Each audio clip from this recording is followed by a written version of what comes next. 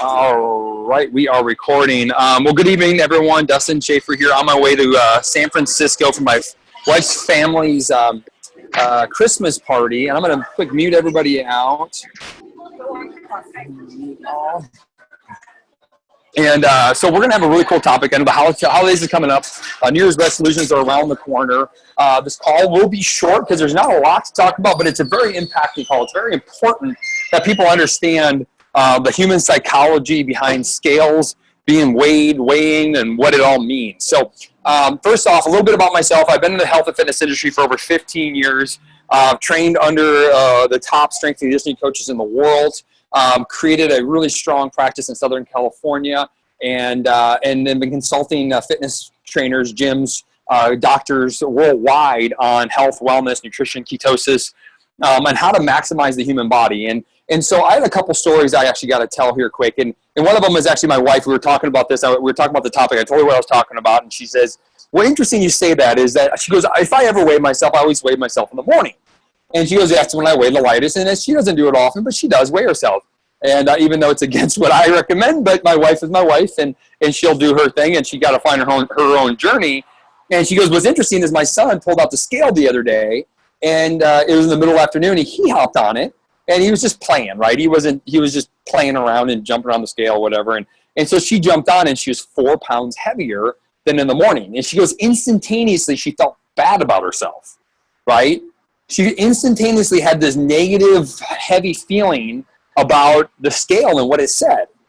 And she's like, oh my God, I can't believe it impacted me that much. I can't believe that it negatively affected me that much. And which is really kind of funny, right? Because right, she ate food, she drank water, right? She hadn't had a bowel movement yet that day. Whatever it might have been, it affects the scale because your weight moves, it shifts, it has to, right? Because weight is weight, mass is mass. You can't measure everything in your body unless you're doing a very, very in-depth body analysis, usually in a laboratory or in a water tank or in some form of measurement. Well, so that really reminded me of a story of a lady that I was working with down in North Carolina. Now, I do a very specialized body fat analysis. Well, when I measure your body fat, and yes, I need to use the scale, although I don't typically let people look at what the numbers are. I just use it as a way to analyze their results and successes, because when I measure body fat, we're able to utilize where they carry their body fat and how it indicates their hormonal imbalances, and how can I effectively put them on the proper protocol for their health, if it's fat loss, if it's overall health, if it's hormonal health, whatever. So where you carry your body fat tells me what's happening inside your body, not where the weights and the scale tells me. It's where on your body the fat is being held is the indicator, is the thing that tells me the success of our program, but also how to lead your health better. So with that said and done, I had this lady came in, and the scale she was coming in for her measurements for me to analyze her results, right? So the scale in my office wasn't there. Somebody had moved the scale. And so we had a scale in the front of the facility that I was at. And I'm like, so she walked up to my office. We get there, and I'm like, I apologize. We got to go to the front and do the measurements. Somebody had moved my scale to a different location. So we get to the front. I walk down there. We're just chatting. She's super happy. She feels great. She's vibrant looking. She's just full of life, right? Now, she's been struggling with weight for most of her life, for many, many years. Very successful woman. In her career. She's a medical medical device sales. Very successful woman, having unbelievable results. We tweaked her everything in her diet. We tweaked her workouts. We actually had her stop working out so much, which is actually one of the things that helped her the most. And she gets on the scale. She looked down. Like I said, most of the time I don't allow this to happen. I was a little out of my element because they moved the location of the scale. She looked down and saw the number. And I watched her face literally drop. And like you could see like the pit of her stomach and the disappointment. She walked back. And now I know she lost weight. I know that her numbers improved. I already knew that watching her. It's pretty easy after you do this a while. You can predict people's results and you see what's happening inside them. But for whatever reason, she thought she'd gained weight on the scale, which would have been irrelevant anyway, because her results would have been better anyway because of working on the hormonal stuff that we were working on. She was feeling way better, but she thought she had gained weight. So we did this walk of shame, and it was about 200 yards from the beginning of the facility to where my office was at. And her head was down. Remember, she walked in full of life, exciting, just driving And here she walked back like the walk of shame. She walked back as if her cat died, her mom died, and her grandma died all in the same day. Like, she walked back as if the world was coming to an end. And we get in there, I didn't say a word. I let it, because there's a lesson in this. I needed to play the lesson up. I needed to teach her more because I wanted her to have the freedom in her life that she was looking for. And she had to go through this lesson to understand it. And so when she got back into that office, we did the rest of her measurements. I did all the whole protocol. I sat her down and we talked about her experience without showing her the results. We talked about her experience. I go, what happened?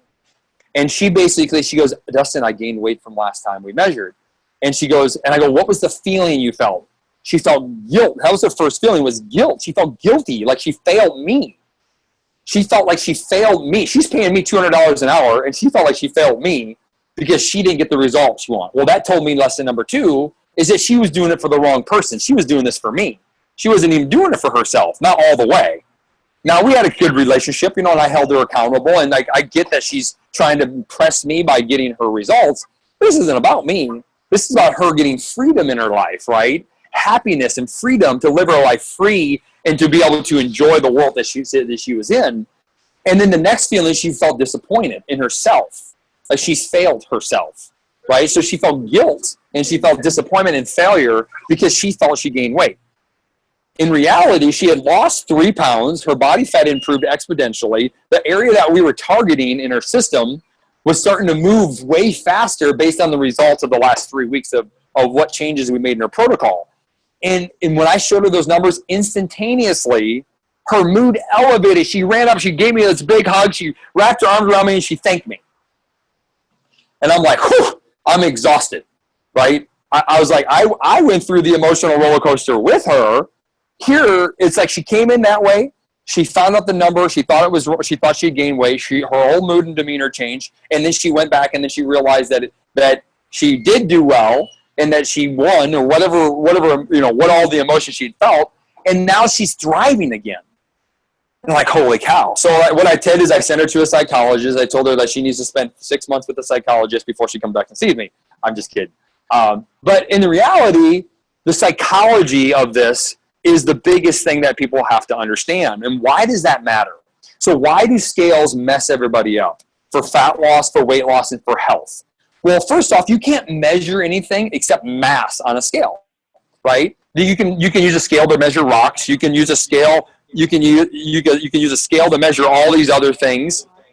Somebody's unmuted. 1 second.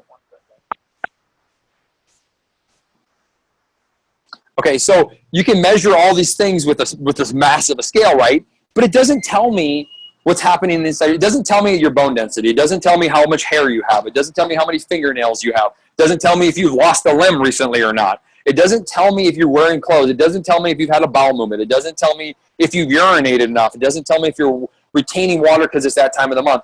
The scale doesn't tell me any of that stuff. It's an arbitrary number that is constant in the moment that you measure it that will change dramatically over time throughout the day.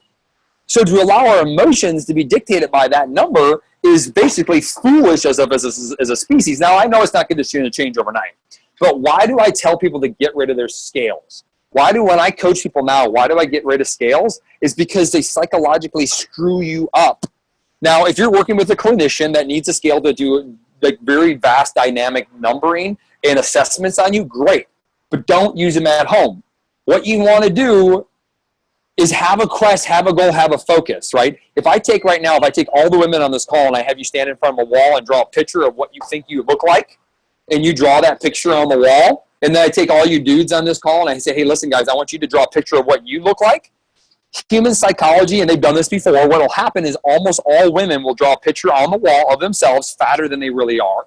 And almost every dude that draws a picture of themselves on the wall will make themselves look buffer than they really are. So guys, that's why guys can be like a little chubbier and like they like still look, they feel like they're sexy, right? And even women look at them as sexy because they feel sexy. They actually portray that even though they probably can lose 20 or 30 pounds. And then women, on the other hand, can look actually very good, very nice, and yet they feel like they're not. And that has to do with society. I'm not going to get into the society of this. What I am going to do is encourage people to participate this in their own community, in their own groups. So get rid of your scale, lead by example, throw your scale away. I'm going to get my wife to throw her scale away and get them out of the house. You don't need them for anything. Now, there is a small number of people out there that can literally weigh themselves that don't get any emotion. Michael Rutherford didn't. He doesn't get the emotions towards the scale. He looks at it as like, oh, the scale didn't move? Awesome. The scale went up? Great. That means I'm going to go back to it. Now, but it doesn't measure anything. So it's not a good measurement tool. It's not something that you should utilize because psychologically it's going to wear you out. Now, how do you measure? How do you measure your success? Well, interesting enough, it only comes down to how you feel that really, really, truly ever matters. I know that's easy for me to say, and people are like, wow, it's more than that. I'm like, yeah, maybe not. But if you look beautiful, if you look in the mirror and you're super sexy, I mean, let me ask you this question.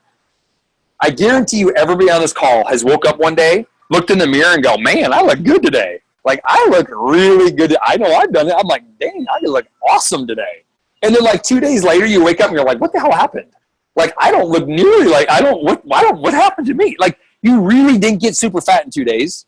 You can't. Your body won't gain that much weight that fast. Like, it could be just because you slept, or because that you're happy, or it could because your mood had changed, or maybe because some good-looking dude started talking to you, or some attractive woman started talking to you at work, and now you're kind of like, and your mood's in a better place. You see yourself in the mirror differently, and now you're like, wait a minute, maybe I am this, so there's all these psychologies of how you think you feel and how you think you look that matter more than what the scale dictates. Well, because my client, her name is Amy, when Amy got on that scale and her mood shifted, what ended up happening, her hormonal change, when she thought she had gained weight and disappointed me and failed me, that hormone in her body, the number one hormone that was affected is called cortisol. It's a stress hormone that actually I target to help people lose weight. If you can reduce stress hormone, cortisol, it's easier to lose body fat. So people that are less stressed typically can lose weight easier. Now, if you're stressed on this call, don't freak out, right? But it's true, right? If you can be less stressed, so if you don't care as much, it's easier to lose weight. Now, you're going to say to me, well, that's easy for you because you're always naturally lean. And I'm not. It's hard for me to stay lean. I look at a carbohydrate, I get fat. So I get what it's like to try to stay lean. I know it's not easy. It's same for everybody else. And people will say, what's easy for you? You're always lean, so you're always happy. No, that's not the truth. It's just they go together, right? So if you get on a scale and you feel any type of emotion towards that scale, any type of disappointment or frustration, then the scale is going to prevent you from losing weight. It's going to stop you from the result that you're trying to achieve, and therefore it's stopping you from your goal. So how do you fix that? Well, this is what I tell everybody to do. First off, put a goal in your mind. And that's why I love this business model, because a lot of people get into Prove It or use Keto West to lose body fat or lose weight. Awesome. You got 1 year to achieve your goal. Everybody should commit to 1 year. Screw the five. I mean, I love 5-day experience. Use the 5-day experience as a promotional tool to sell a product. That's great. But if you want to really do it, go for 1 year. Say, if I got to lose 10 pounds, I'm going to take the year to do it. Awesome. What's going to happen in that year? You're going to live a better free life is what you're going to do because you don't have any pressure on yourself. Now, yeah, you might want to do it in 3 months or 6 months or even a month or 10 days. That's fine. But create an expectation around yourself to be successful. But if you focus on one thing, grab a set of clothes that don't fit you the way you want them to. Like, I have these really fun pants that I bought. They're like the old 70s pants like golfers would wear. Pleated, plaid, all this other good stuff. And when I was in North Carolina, I used to be a lot heavier from muscle-wise, and they were always super tight on me because my butt was really big. Well, I put them on the other day, and man, they look good. I was kind of impressed, right? I was like, well, this is awesome. That tells me my clothes are fitting better. Find a pair of clothes that don't fit as well as you want them to. Put them on. Every 2 weeks, put them on again. And do that. Keep doing that until they fit. And just keep making subtle shifts into your diet or into your lifestyle, into your activity levels. If you're a woman, stop working out so dang hard. If you want your butt to fit in your jeans, if you keep doing 400-pound squats, they might not fit very soon, all right? I'm just kind of threw that in there because I get a lot of women that say that to me. So just be aware of that. But go find clothes. And once those clothes fit, after 2 weeks, every 2 weeks do that. Once they fit, go buy a new outfit that are a little bit too small, and then work your butt off. Stay true to your mission, and go. And once they fit, go buy another outfit. Like, reward yourself, but do it in clothes, right? And then embrace the fact of who you are and where you're at. So I truly believe if we did that collectively together, we're going to change the trajectory of our youth. That's where my passion is, these young kids with all these images that they have, these body images, because we keep focusing on the wrong thing. And yeah, TV and society did this to us. We can blame everybody else. We can blame all the TV that we want in magazines. We can blame it all. But what are we going to do about it, right? What are we going to do to change that? Well, first, stop reading the dang magazine. Stop watching the stupid TV that's doing this to us. And start leading by example and show our siblings and our family and our kids and our daughters that are having these issues early in their lives, worrying about these weight and scale, and let's just show them how to live their life free and sexy and feel confident about who they are. And that's the goal. That's the result we're looking for. So the scale is dangerous. Throw it in the water, throw it in the pool. I actually have people, they come and tell me I haven't lost weight, and I go, how many times did you weigh yourself this week? And they say, twice. I'm like, I will never talk to you again or coach you again if you ever weigh yourself again. Like, you're 400 pounds. We know you need to lose weight. It doesn't matter. Like, let's change your life and let's follow this program and this system so you have results so that when you're 200 pounds, you don't even care, right? Because then that same 400 pounder gets to 200 pounds and they're still disappointed the scale didn't move. It didn't matter, right? Because the psychology is about the number on the scale, although they just changed their entire life. They're half the person they used to be. These are conversations I really get in with everybody, with super fit people, with athletic people, with fat people, with skinny people. It's crazy to me. So the scale is never going to be your friend. It's never going to help you win. There's a small number of people that can actually utilize it effectively without stressing themselves out. So get rid of it. Wear a pair of clothes that makes you feel a little bit tight. Maybe don't feel as comfortable as you want to. Every 2 weeks, put them on, hang them on the back of your door. Every 2 weeks, put them on. Once they fit, go buy a new pair that are a little too tight. And keep going until you're happy with where you're at. And then buy your wardrobe, throw away every set of clothes that don't fit and never go up. I have a friend of mine, he said, if I just buy 32 pants jeans and I never buy 33, I'll never get fat. Whatever I do, I can never buy a pair of jeans that are bigger, ever. Now, some of you women are going, I got pregnant, I maybe gained a few pounds, I got to wear pregnancy pants. Cool. Give yourself a time frame to get back into those jeans and never buy a bigger set. If you never buy a bigger set of clothes, you'll never get any bigger. So I hope this was helpful. I'm super stoked. There's 64 people on this call. I am so fired up on this topic because that damn scale is flat out crushing everybody's emotions. Those emotions are preventing you from losing weight, therefore not getting you the result you want to live. And I want you to be free, have fun, and get healthy. And the only way to do that is to free yourself up from these restrictions and these mindsets that are limiting us from where we want to go.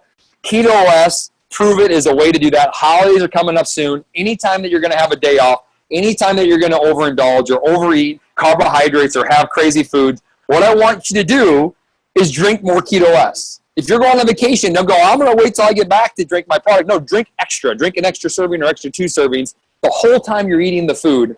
The whole time you're overindulgent, and then do it 3 days after. Drink an extra serving. The ketones will protect you from what you're going to do to yourself. You still get to enjoy yourself. We have people that go on vacation and lose weight on this product, and the reason why, or fat on this product, the reason why is they're relaxed. They're enjoying themselves. They're not stressed out because they're overeating. They're not stressed out because they're eating the wrong stuff, and therefore they're eating less. They're still feeling like they're on vacation, and they lost weight. And then 3 days later, after their vacation, they keep doing the extra serving or 2, and then they go right back onto a natural eating habit. They feel like that's freedom, right? The ability to go and enjoy your life and then come back into a routine that is a really nice, healthy routine for yourself. That's freedom that I want. I want to share that to everybody. Remember, happiness, freedom, flexibility in your life to enjoy the life you want to live. It's not it's not losing weight. It's not achieving your goal. It's getting to where you want to be, where you feel comfortable with who you are, and teaching you how to live your life to the fullest at that location, at that place, is really the true key. So I appreciate you all for hopping on. I'm going to record this. I'm going to get this out to a lot of people. So thank you all. Have a wonderful night, and we'll talk soon.